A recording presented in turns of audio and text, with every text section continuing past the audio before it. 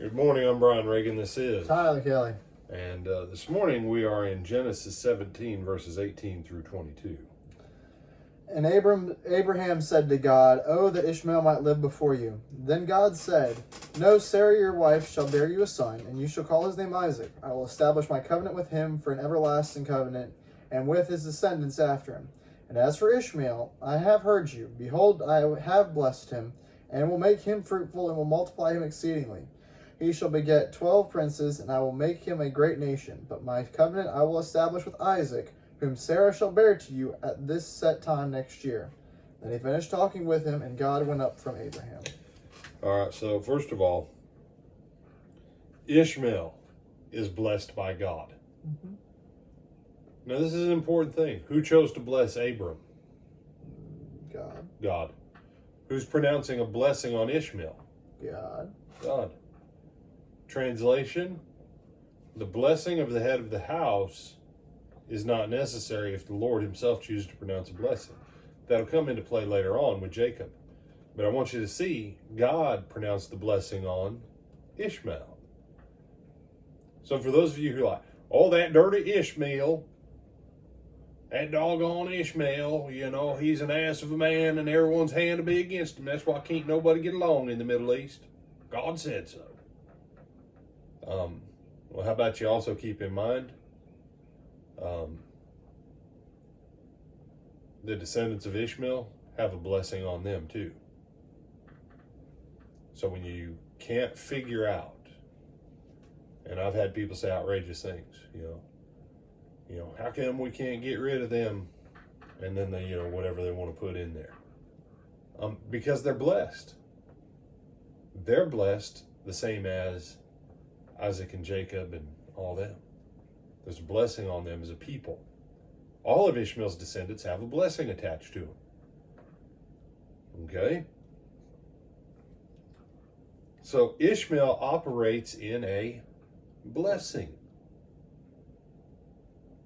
And oddly enough, other than the strife between Ishmael and Isaac of an older brother against a younger brother, you realize the rest of Ishmael and Isaac's story, there's no strife between them.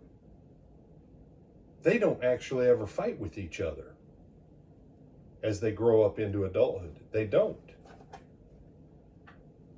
So be careful when you speak ill of the descendants of Ishmael, because they had a blessing pronounced on them too.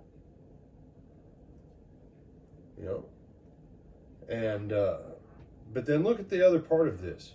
Now, Ishmael gets a blessing on him and his descendants. 12 nations, 12.